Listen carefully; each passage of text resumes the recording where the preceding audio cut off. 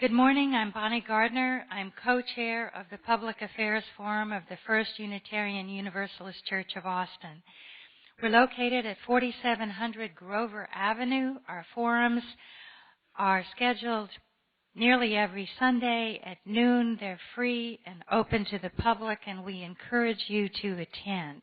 For more information about our forums, you can go to our church website at www.austinuu.org. Today we're going to hear a very important talk from Tiffany Dowling, who is a clinical instructor on the faculty of the UT Law School, and she heads up the Texas Center for Actual Innocence. And this is an organization within UT Law. It's a nonprofit tax-exempt corporation. And what they do is screen and investigate claims from Texas inmates that they're innocent when there's evidence that does suggest strongly that they may be innocent or that their incarceration has resulted from a constitutional error during trial presenting evidence that might have proved innocence.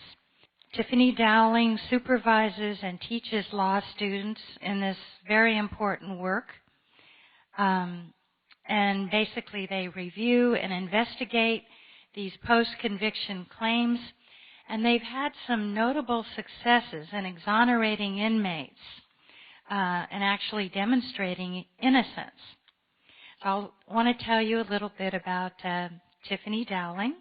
She began her career as a deputy counsel and program attorney for the Texas Municipal Courts Education Center, and she has trained municipal court judges. She also served as an assistant district attorney for Travis County and then joined the UT School of Law in 2007. And this is such important work, again, because we know a lot about the problems with our Texas criminal justice system and our prisons. So I'm very honored to introduce Tiffany Dowling. Thank you very much for having me. Just to give you kind of a heads up on my background, I was actually a misdemeanor prosecutor with the Travis County Attorney's Office here in Travis County. Travis County is a little different in that it has two offices that prosecute cases. There is the County Attorney's Office that prosecutes misdemeanors, and then the District Attorney's Office that prosecutes felony cases. And so I was always a misdemeanor prosecutor. I worked in a pretty high-volume misdemeanor court, and I enjoyed my time as a prosecutor, and it certainly informed my work in innocence law. And when I moved over to the Actual Innocence Clinic at the University of Texas, I think one of the things that they were looking for in their new hire was to find somebody who had a background in prosecution and what prosecution entailed. So that's kind of part of my background. But I wanted to talk today a little bit about the Actual Innocence Clinic and the Texas Center for Actual Innocence and how we started, who we are, how we operate, and kind of explain to you what we're looking for when we work on innocence cases and share with you some of the experiences that I've had and my students have had working on innocence cases. And then I'm hoping we'll have plenty of time for questions, because I'm sure you'll have questions as I go through my spiel, as it were. So the Texas Center for Actual Innocence, the nonprofit, was started in August of 2003. And it was started by Bob Dawson, who was a law professor at the University of Texas School of Law, and two local criminal defense attorneys, David Shepard and Bill Allison, who had spent the vast majority of their careers working in criminal defense. They, through a series of other cases, had been working on innocence claims independently of their association with the law school, and came to the realization that they really needed to form some method at the law school to start reviewing these cases systematically. And so they started the nonprofit Texas Center for Actual Innocence and started teaching a class at the law school together to help educate the law students on how to review claims and work up these claims. I was a student in one of the first classes they taught, so I was enrolled as a student in the Actual Innocence Clinic at UT Law in the spring of 2004, the spring semester of 2004, which was the second semester it was operating as a class at the law school. And at that time, what we were doing really was sorting through vast amounts of mail from inmates Some of the mail had come directly to our office. Some of it had gone to private attorneys who were looking for someone to hand it over to give it a good review. And so in the early days, what students were involved in were reading letters, figuring out if the inmates were making a claim of innocence or if they were making a complaint about some other issue related to their case, or maybe they were making a prisoner's rights claim or a prison abuse claim, something to that nature. The early days was a lot of reading the mail and trying to find resources to refer people to if we couldn't help them. If it wasn't an innocence claim, then we tried to find a place to send them. And very early on, we came to determine that we were going to work on cases where the person was saying that they were actually innocent of the offense. And that sounds redundant, and I get a lot of questions about why is it called the actual innocence clinic.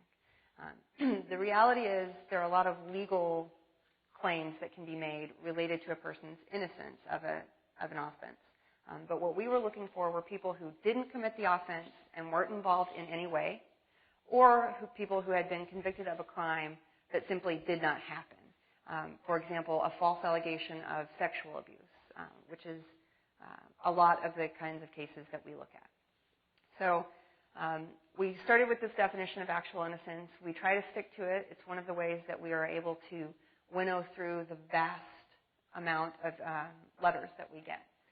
We do the best we can to refer people to other organizations if they have a claim that we can't help them with. But the reality is, for people who are already in prison and have already completed all of their direct appeals, many of them are no longer entitled to a court-appointed attorney.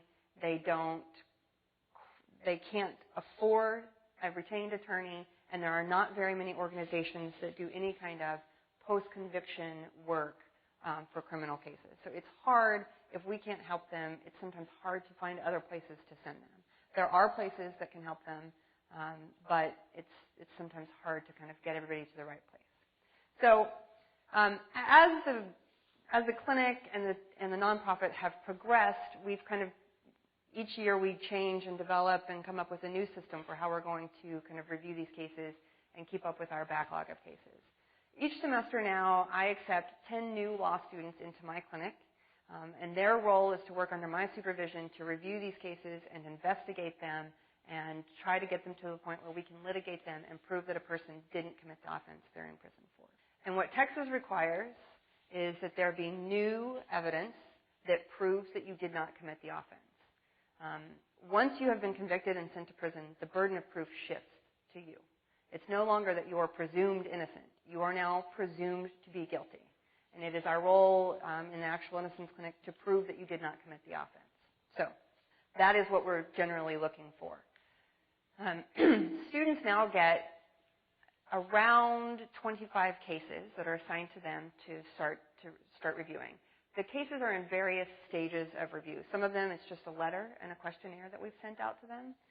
Some of them are cases that we've started interviewing witnesses, we've reviewed trial transcripts, we've gotten offense reports, we've started looking for evidence, and we've been working on the case for years. So it's important, and what I think is important for people generally to understand is that these cases take a very, very long time to review, to investigate, to litigate, and some of them can be very expensive to review and investigate and litigate. And we provide all of our services to inmates pro bono, which means we're not charging them anything.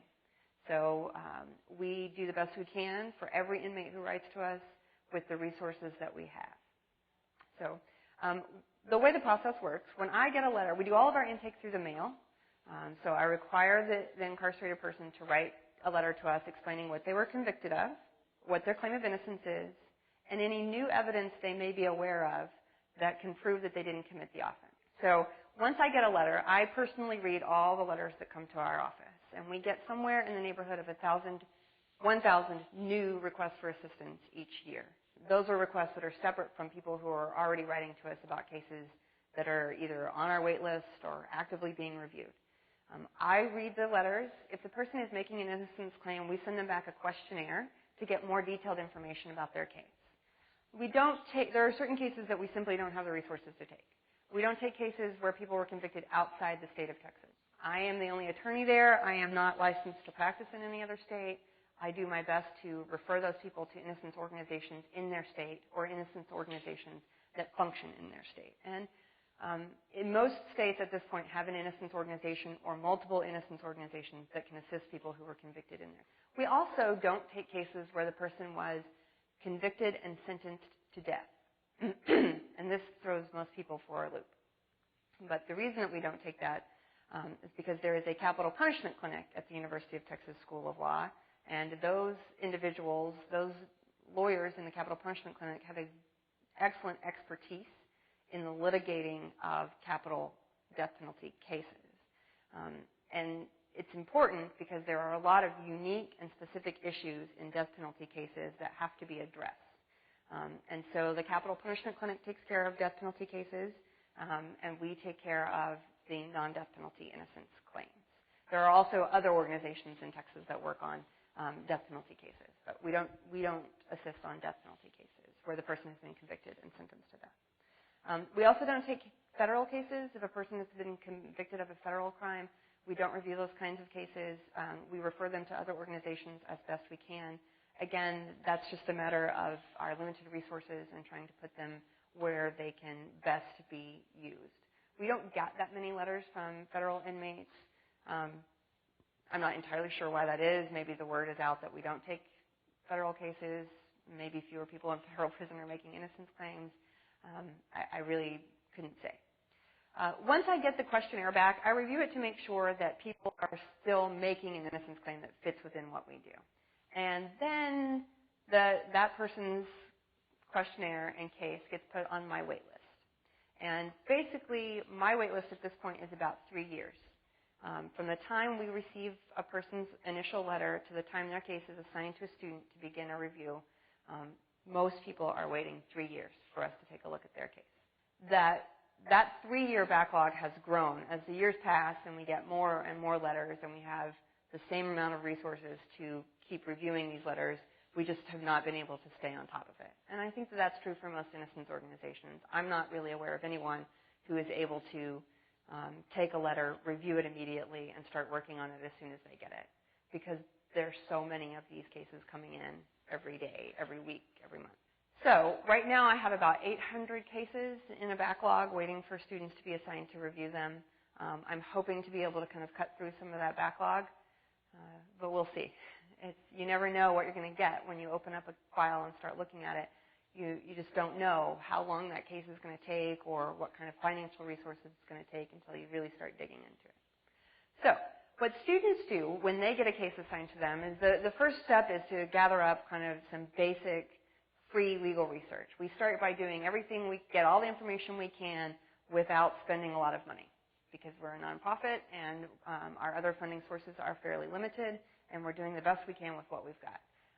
If a case, once we get all that information, the student prepares a memo, and then I sit down with the student and I talk to them about what our possibilities are for this case. Where can we find the new evidence? What new evidence might be available to prove that the person didn't commit the offense? And if we think that there are some viable leads, then we will keep the case open and we will start tracking down trial transcripts, which are costly, offense reports, which are also expensive. We'll start tracking down witnesses and talking to them. We'll travel to prisons and interview inmates and other witnesses who may be incarcerated. We'll hire investigators, things of that nature. So, and that's when we really start digging into a case, and it will take several semesters, and it may take several years for us to get from a letter to court. So, for example, the last exoneration we worked on, we represented an individual named Claude Alvin Simmons, Jr. He, along with his co-defendant, Christopher Scott, were convicted of a capital murder in Dallas, Texas. They were convicted of a capital murder, and they were sentenced to life in prison. They were tried separately. We represented Claude Simmons. Christopher Scott was represented by Michelle Moore from the Dallas Public Defender's Office, and we worked in conjunction with her. We also worked with John Stickles at the University of Texas at Arlington in our representation of Claude Simmons. So Claude and Chris were convicted of basically a robbery homicide at a drug house in Oak Cliff in Dallas. So what happened that night were two black males knocked on the door of this house that was it was a duplex. It was being leased by a Hispanic couple. Two black males knock on the door. They show some money, say they want to buy some crack cocaine, and the person goes to open the door. The man that lives in the house goes to open the door. As he's opening the door, one of the black males pushes through, and I'm giving you the race of these people because it becomes important later in how the identifications happen. So one of the black males pushes through the door. They start going through the house, trying to find the drugs and money that are present because they think, these people are going to have money and drugs because it's known to be a crack house, for lack of a better term. They gather up all the money and drugs, and then they start patting down the people in the house to try and take their property. There's a woman in the house. She's wearing a pager. She's patted down. They take the pager off of her belt. She later says that she was sexually assaulted and that one of the perpetrators put his hands down her pants and touched her inappropriately. So while this is happening, another person comes from the back and starts shooting at the black males, who then shoot back. There's some crossfire. And one individual, the man who originally opened the door, is dead on the ground, and his wife is in hysterics, and the original shooter is nowhere to be found as time goes on. Two black males run away. Neighbor hears them screaming, calls 911. Officers start arriving at the scene. Within probably 10 minutes, officers are in the neighborhood arriving at the scene. The original officer that responds does not speak English. The surviving witness, the woman, she does not speak, or the original officer does not speak Spanish. The surviving witness does not speak English. Officer takes a description as best he can. The description shakes out to be basically two black males, one shorter and heavier set, one taller and thinner, possibly wearing an orange hat. Mind you, this conversation is taking place with a very apparent language barrier in place. The description goes out to officers, and when officers respond to a call like this, they respond kind of in waves. So you have kind of concentric circles of officers in the neighborhood. The officers are basically patrolling, looking for two black males, one shorter and heavier, one taller and thinner. I don't know how familiar anybody is with Oak Cliff, but there are a lot of black males in Oak Cliff. So this is not a very particularized description. Claude Simmons and Christopher Scott are together, and Claude is kind of shorter and heavier set than Chris. And Chris is driving a car, and Claude's in the passenger seat, and an officer sees them driving through the neighborhood and determines that they fit the description. So the officer follows them to Claude's house, where Claude and Chris go into the house, and there's kind of a party going on, I think. There's quite a few people there. I think that there are probably some weapons in the house. There are certainly people who have warrants or criminal histories such that they don't want involvement with the police. There is a brief standoff between the police and the people inside Claude's house. And by brief, I mean about 45 minutes of the officers trying to call in and get people to come out of the house, and people in that house not wanting to come out because they haven't had the world's best experience with police officers in the dead of night. And so there's much conversation about how and when they should come out and what's going to happen. Eventually, everybody in the house comes out. 5 people are put on the lawn, face down. Christopher Scott is taken into custody that night as having matched the description and being a suspect in this murder that has taken place. Christopher Scott's then taken down to the Dallas Police Station. He is handcuffed to a bench in the Capers unit, which is the Crimes Against Persons unit. And then a female detective walks in with the woman who is the surviving witness from the house. And as soon as they walk in, the witness sees Christopher Scott handcuffed to the bench and starts crying hysterically and screaming that that's the man that did it, that's the man that ruined her life. He's the one, he's the one. That is taken to be a positive identification.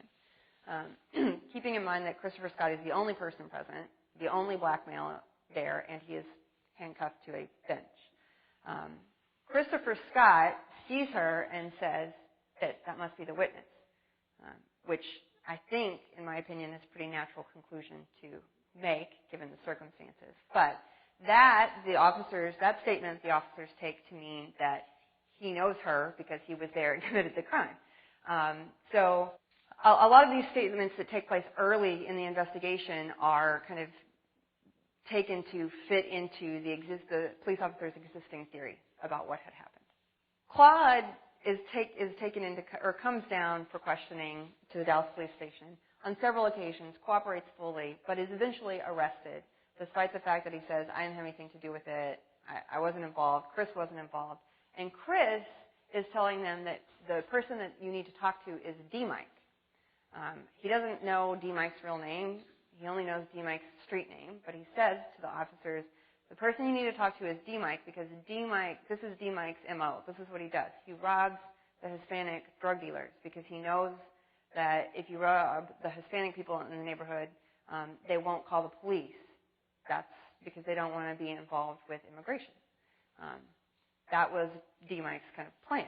That's how he operated. And D. Mike was known in the neighborhood and known on the streets as a local crack dealer as well. So time goes by. Claude and Chris both have court-appointed attorneys. Chris goes to trial first and is convicted and sentenced to life in prison. At the trial, the surviving witness testifies that Chris is the shooter. She testifies that there's only one person, one of the black males shooting, and that Chris is the shooter.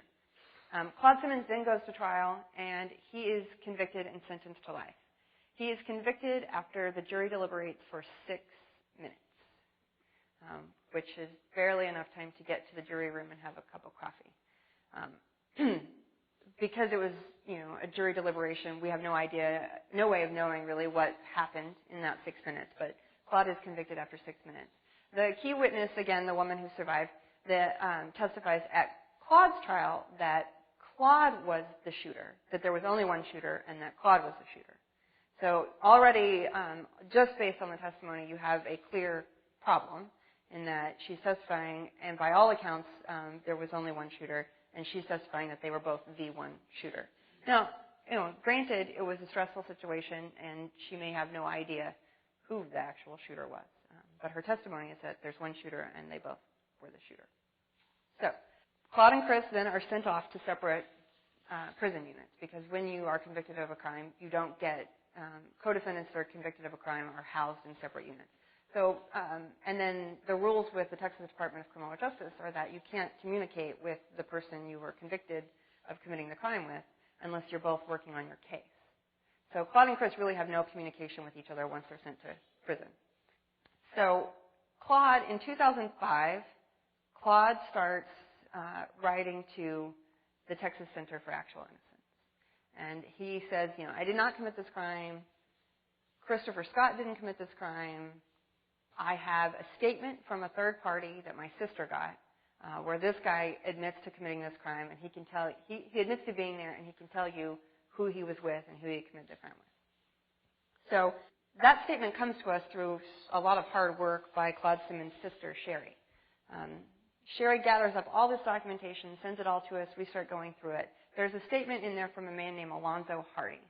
And what Alonzo Hardy says is that he was there that night, that there was another guy there that did the shooting, and that people shot back at him, and one of the shots went through his jacket and lodged in the doorway of the house. And that they got scared and they ran out and they took the gun that they had used and they threw it in the river, and that there was another getaway driver waiting for them outside. That's how they got away so quickly.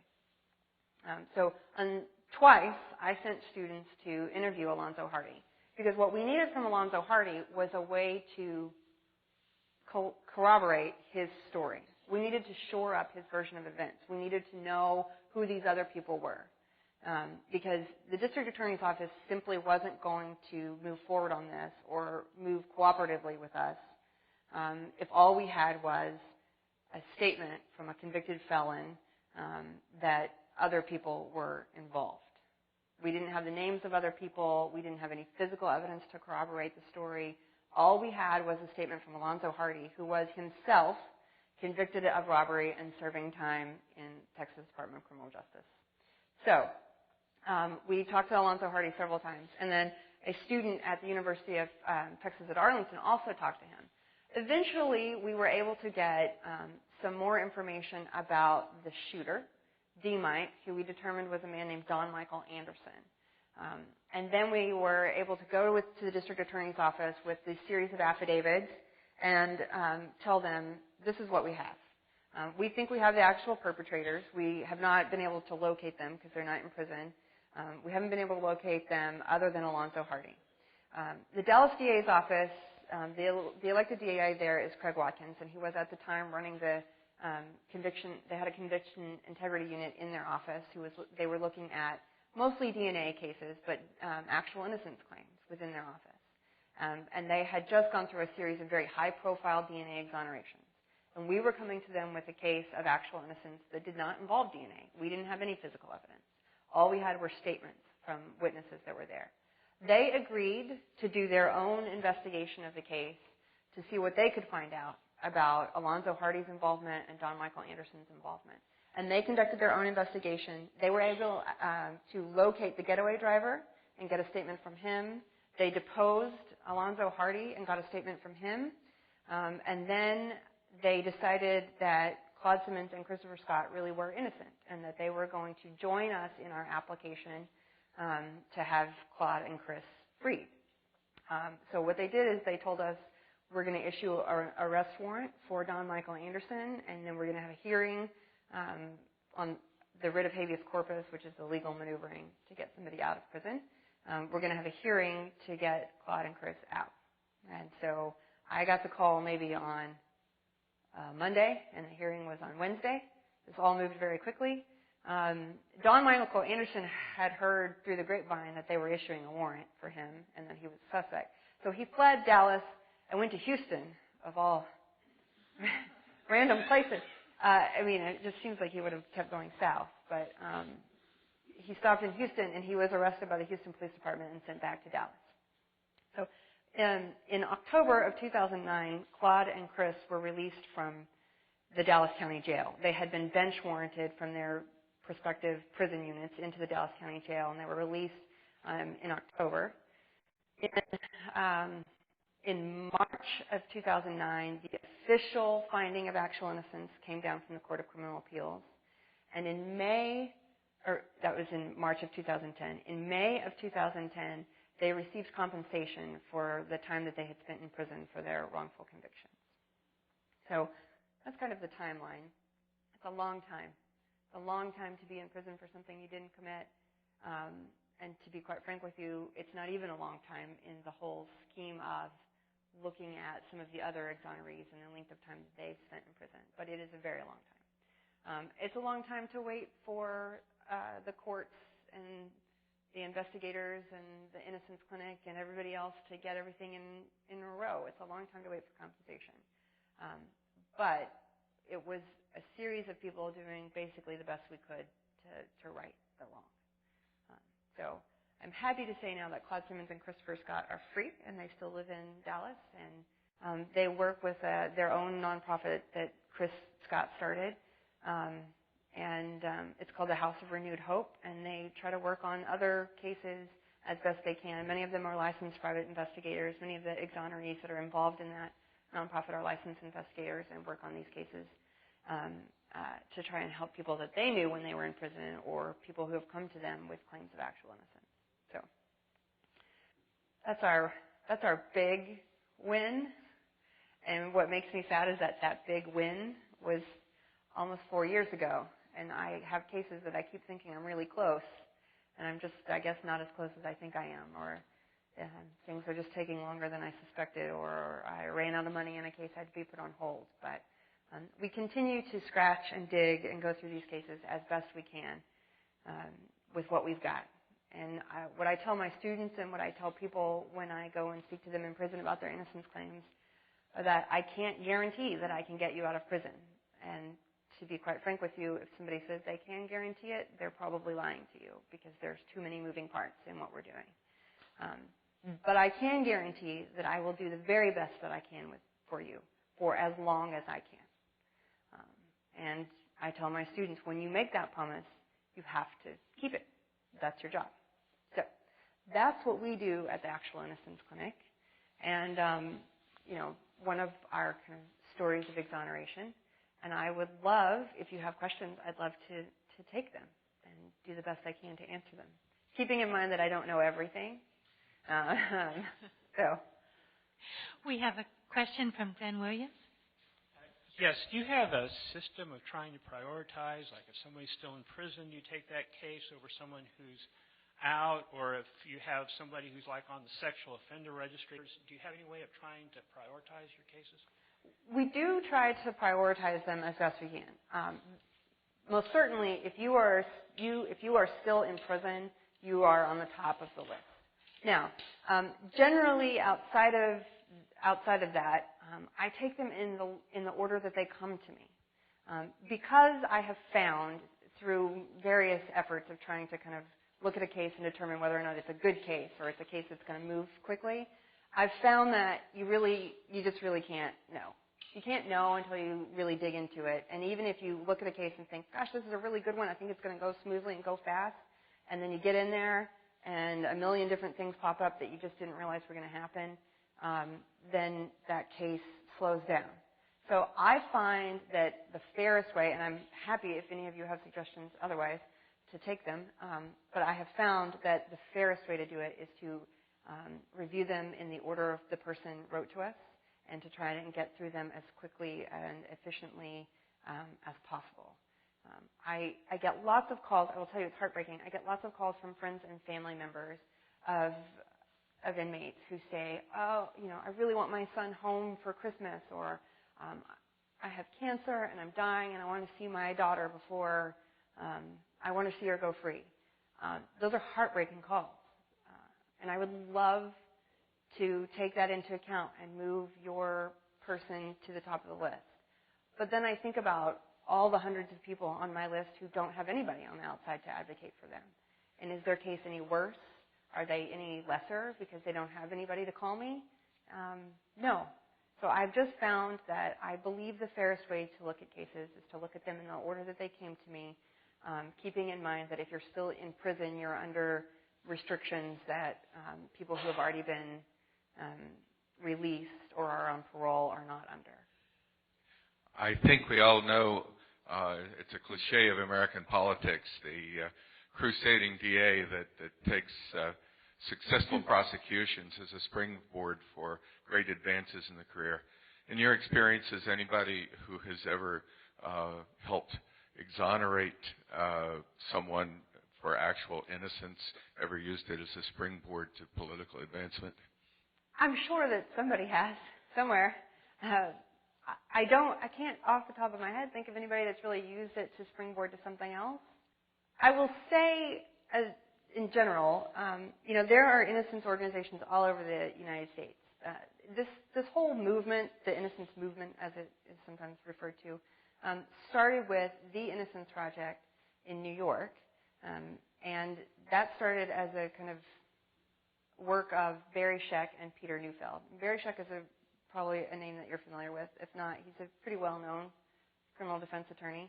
And they started working on these cases back in the late 80s and started working on the first innocence cases that were associated with proving innocence through the use of DNA.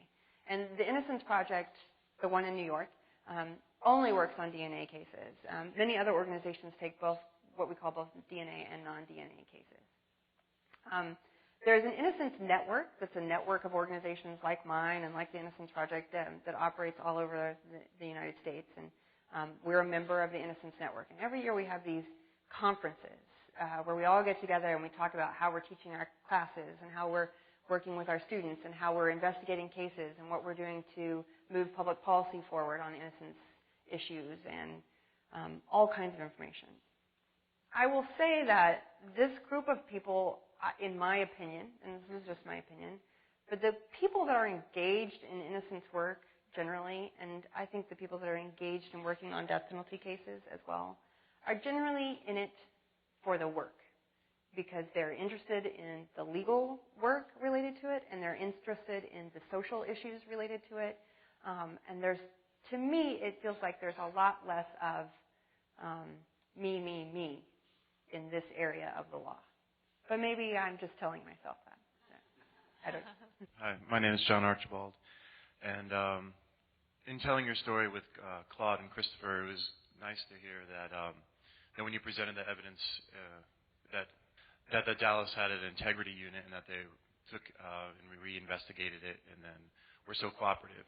To contrast that with Michael Morton, who I followed and I watched the CNN film, and I found it very surprising, disgusting that he had those lawyers that were so vigilant, and yet that prosecutor refused for years to even test that bandana, which just seems so insane.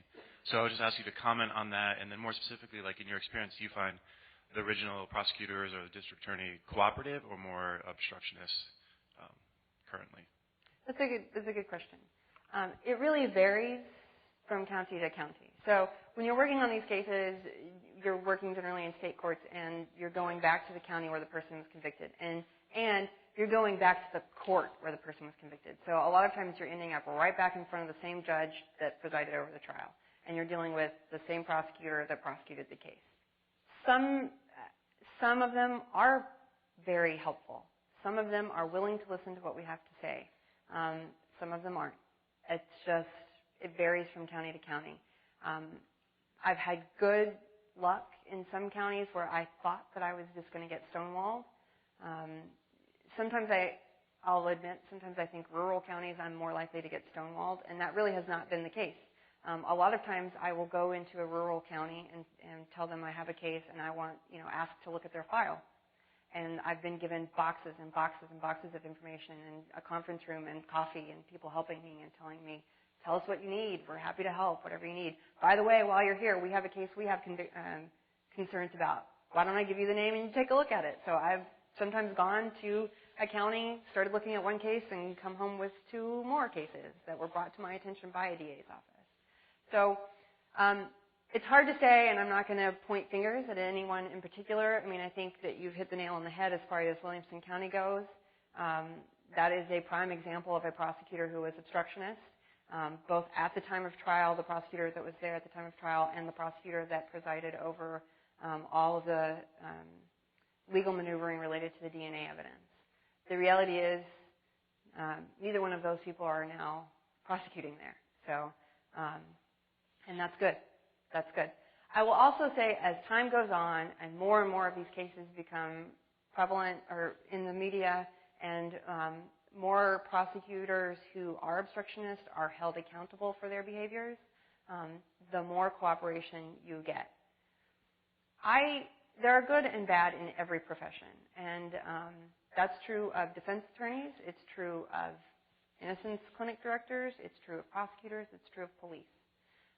So you have to just go in and do the best you can with the person you find yourself involved with.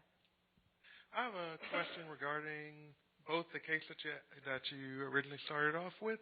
You had 2 people convicted on fitting a description and a shaky witness. Are you seeing this because of bad lawyers that they're having to defend them, or are you seeing this because we're in a more of a plea bargain system, or we're just trying to get things out through court?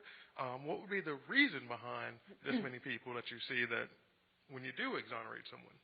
Okay, that's a good question. So there's been a lot. I'll give you the technical answer first. There's been a lot of research done related to how these wrongful convictions happen. A lot of social science research. So the Innocence Project has a great website that can give you all kinds of statistics about the causes of wrongful conviction. But just generally, from looking at the cases we know where people have been exonerated using DNA, the most common causes of wrongful conviction are eyewitness misidentification, false confessions, informant testimony, ineffective attorneys, police or prosecutor misconduct, and junk science or good science that's been done poorly. Informant testimony, commonly known as snitch testimony.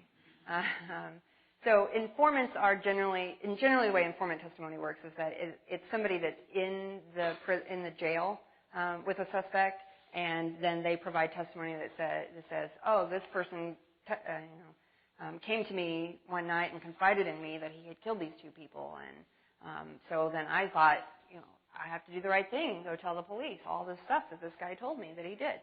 I'm sure that happens for real sometimes. oddly, it happens a lot in wrongful conviction cases. Maybe not so oddly, but it does come out in wrongful conviction cases. The leading cause of wrongful conviction that's been identified through the research are eyewitness misidentifications. And they show, bad eyewitness IDs show up in somewhere between 70 and 75% of cases where the person has been exonerated using DNA evidence. And there's a lot of social science research related to that. And one of the reasons I mentioned the race of the people involved in Claudine Chris's case are because you have a Hispanic person identifying black males. And the social science research has repeatedly shown that cross-racial identifications are the most are unreliable. Like, it's just very difficult for you to identify a member of someone of a different race. And there's been, for years, there's been research done on that issue. And so I think that that was an important issue in Claudine Chris's case. And it was certainly an important issue when we started talking to the DA's office about it and when we started looking at how the identification was done. The other thing related to that are identification procedures, how they're done. Identifying somebody that's handcuffed to a bench, that's not the best procedure. Because there's kind of the presumption that they did something wrong. That's why they're handcuffed to the bench. That's called a show-up generally. And what people have come to determine that the best method of identifying someone is to do what we call a double-blind sequential lineup, meaning the person giving the lineup doesn't know who the suspect is, and the person making the identification doesn't know that the suspect's in there, and the pictures are shown one at a time, and the person looks at them and makes a decision about whether or not that's the person that committed the offense. Thank you very much. I personally think that we have a flawed system of justice in this country. Too many innocents have been executed. Take, for example, that Todd Willingham case. There was faulty science, fire science, but he was executed. But my question is, I know I have to have a question which will be hard for you, but why do we still have the death penalty in this country? We should not. I'm not entirely sure I can answer that, but I suspect that you thought that when you asked it. I don't really know. I mean, I'm certain that it's entrenched in some people who continue to fight for the death penalty, whatever the cost. I will say that I think that innocence cases and there are quite a few people who have been exonerated having served time on death row in Texas and in other states. I think the more exonerations there are on the basis of innocence, the better the arguments are against the death penalty. And it's certainly, in many states, it is certainly something that people are using to argue against the death penalty. But I can't really tell you why it's still here. Hi, my name is Rick Azulay.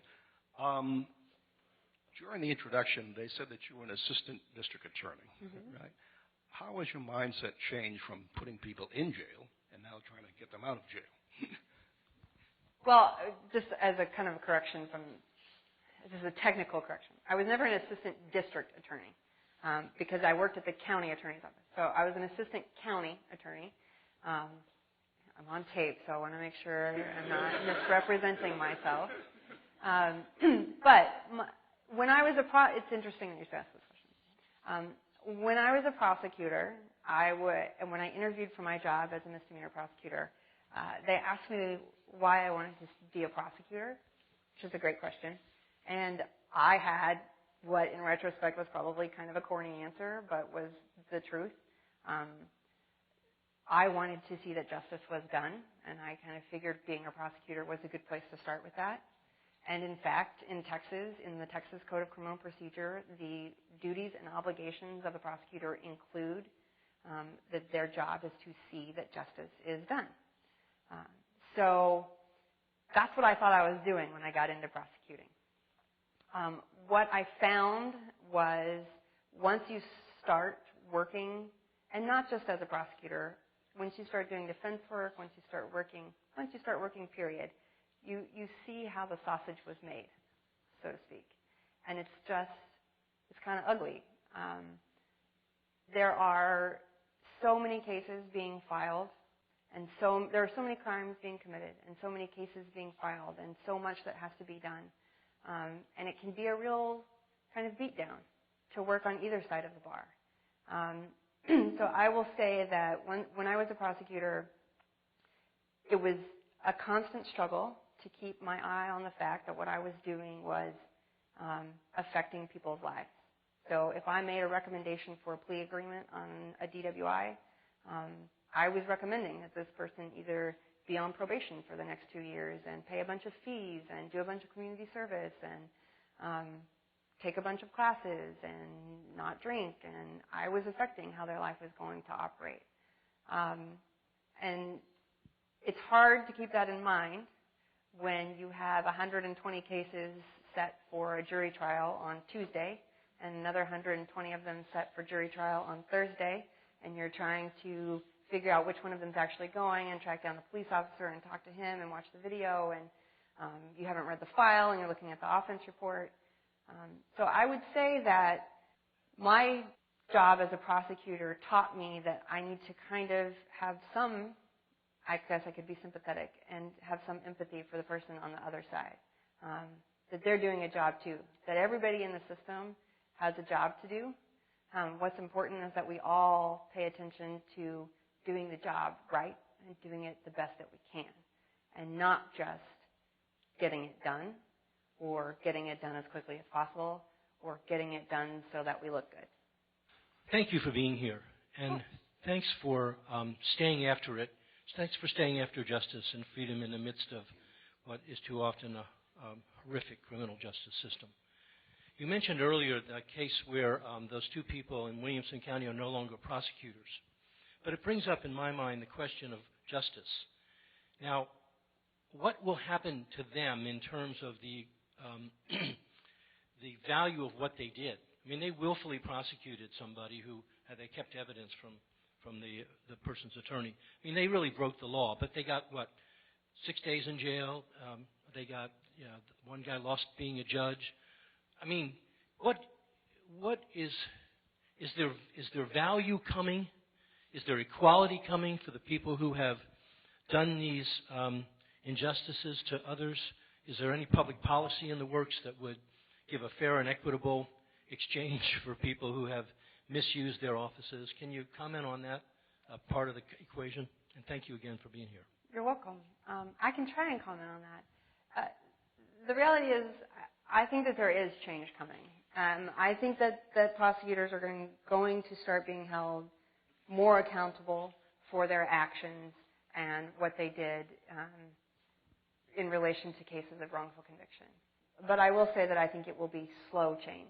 Tina Anderson, who was involved, the prosecutor who was involved in the Michael Morton case and then became a judge, he's no longer a judge. He doesn't have a license to practice law anymore, as far as I'm aware. And he did some jail time. He was sentenced to 10 days. With the way jail credits work, I think he ended up serving 6, maybe 8.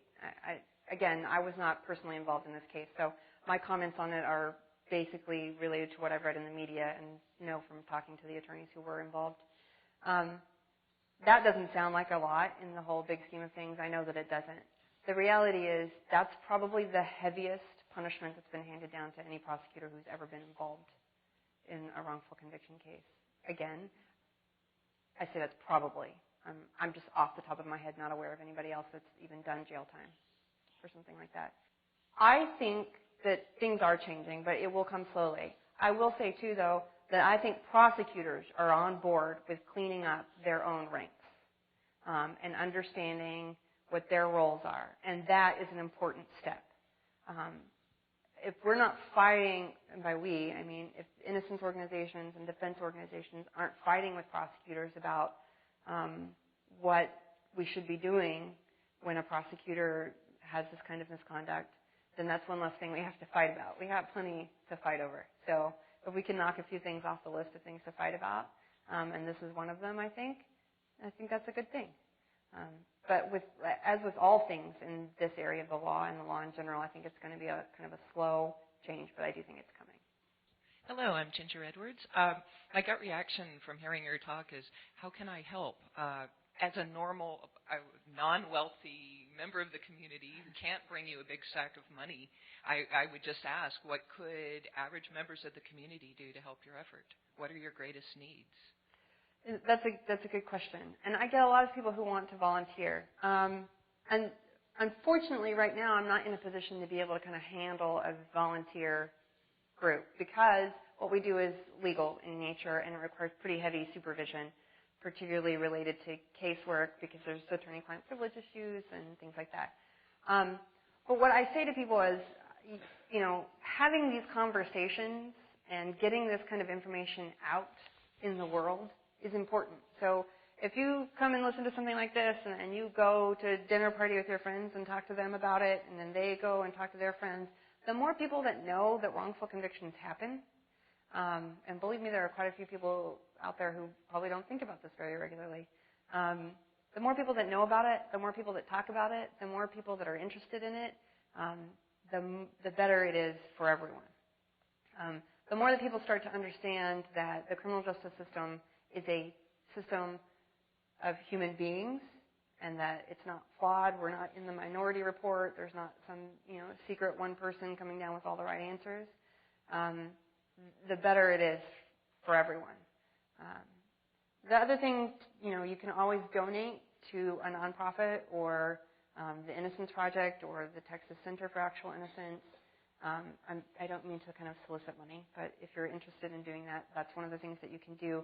And that money is often used to fund things like DNA testing or to help us buy a transcript or help us pay to go to a prison visit, things like that.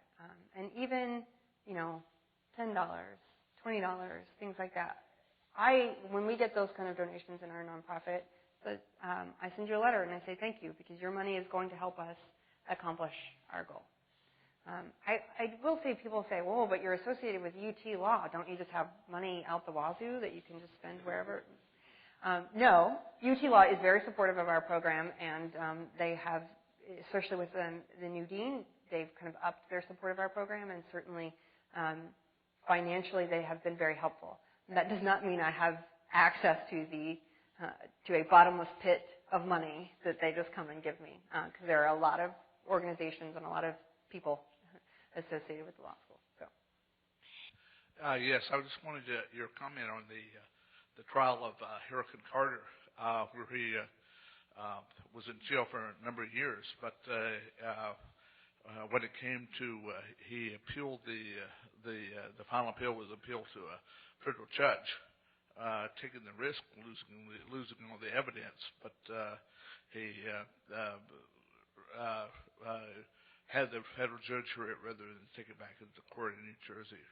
And have you ever experienced any situation like that? And what do you think of that approach? About whether or not to go to federal court or whether or not to consume all the evidence, or both? Well, they just wanted your comment on the risk he took to go to federal court. Okay. So his question is about the case involving Reuben Hurricane Carter, who was a boxer. There was a movie made about this, Denzel Washington. And actually, this is a case that I teach and use in my clinic when I'm talking about actual innocence cases. But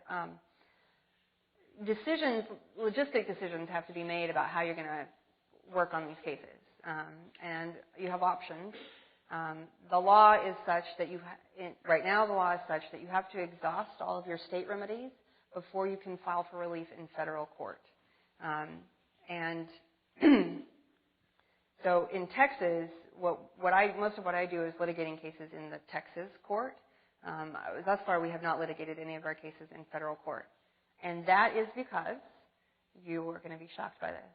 The law in Texas is actually better on innocence cases, I would say, again, my legal opinion, than federal law on innocence cases. It's very surprising to most people who think of Texas as kind of a law and order, conviction at all cost state. And maybe we are that, but we are also pretty progressive on the issues of actual innocence. We have a good DNA statute that allows us to get access to DNA evidence for testing. It has been in place for quite a long time. We have a pretty good a pretty good post-conviction statute, and an even better post-conviction statute now. Another opportunity to litigate these cases came into play just in the last legislative session, and so we're moving forward on innocence cases, I think, more rapidly than kind of the federal law is moving forward on it. The guy behind me asked my first question, but I was interested in the reasons why there's so many wrong convictions. My other question has to do with the reaction of people who are freed finally. A friend of mine and I were talking this morning, and it's like what we see on the media is really an absence of anger. I mean, they're really grateful and happy to be out, but I mean, do you see the anger come at some point with these people that are freed? I'm glad that you bring that up. Yeah, I think at some point everybody, and that's natural. I would be shocked if at some point every exoneree wasn't angry. I think all of them show some anger at some point, but the overwhelming reaction and what happens, I think, from what I see from most exonerees I've talked to or dealt with, are that they are grateful for people who worked on the case. They're grateful to be out, and that they are what you see in the media. They're happy to be able to move on with their lives. Some of them become more involved in the innocence movement because of what they've been through. Some of them decide that they want to go live their life free of the criminal justice system, and I say to them, you are welcome to do that. This is your life. You did your part unwillingly. You did your part to be a part of this innocence movement, and now you can go do what you want with your life. And if you want to be involved in what we're doing, by all means, come be involved in what we're doing. If you want to go fishing and not talk about prison for the rest of your life, you should go do that. Thank you, Tiffany Dowling, for all your work and for being on the leading edge of social justice efforts in Texas. Thank you for speaking with us. Thank you.